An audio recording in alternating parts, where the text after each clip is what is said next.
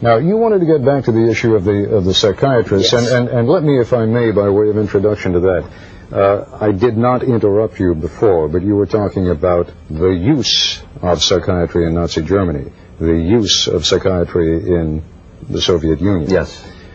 I would argue, and I think most psychiatrists in this country would argue, that what we're talking about here was the misuse of psychiatry in both those countries. Well, okay, and if we're talking about the misuse, fine. In any event, I think any use that ends up killing people is a misuse, and I think that's a hell of a record to have.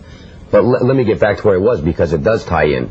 You say the misuse, but I don't know if you're aware that there was a plan in 1955 in this country, Ted, to repeat what was done in Russia.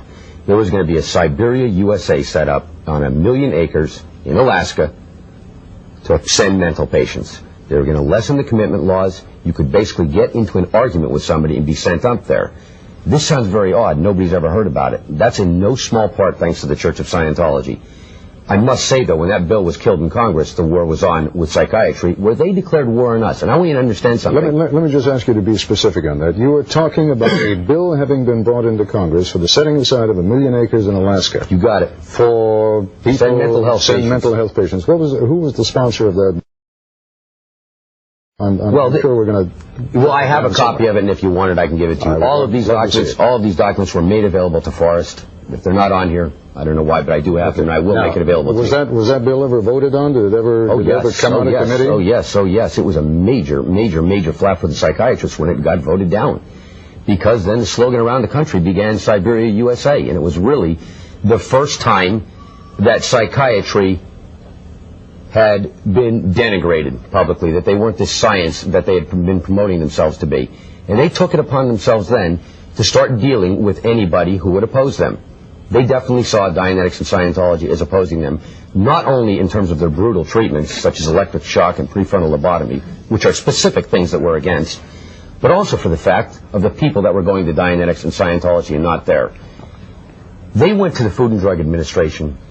They went to the American Medical Association.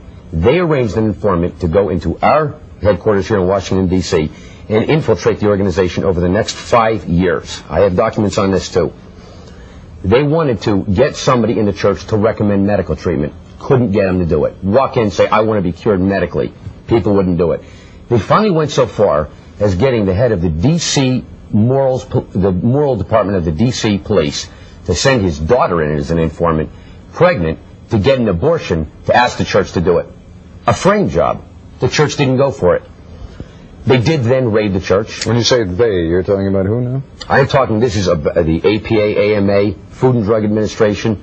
These people were all coordinated doing these activities, and it went on for 5 years, Ted. And you have to understand, we only find this out recently. They then proceed to raid our church. Now, the following takes place. They killed one of our executive directors. They literally murdered. The Food and Drug Administration hired an informant to go into our organization in Seattle, Washington. His wife was there. He wasn't for Scientology. She was. They said, great, report on her and report on Scientology. He proceeded to do so. Several weeks later, murdered the head of our organization.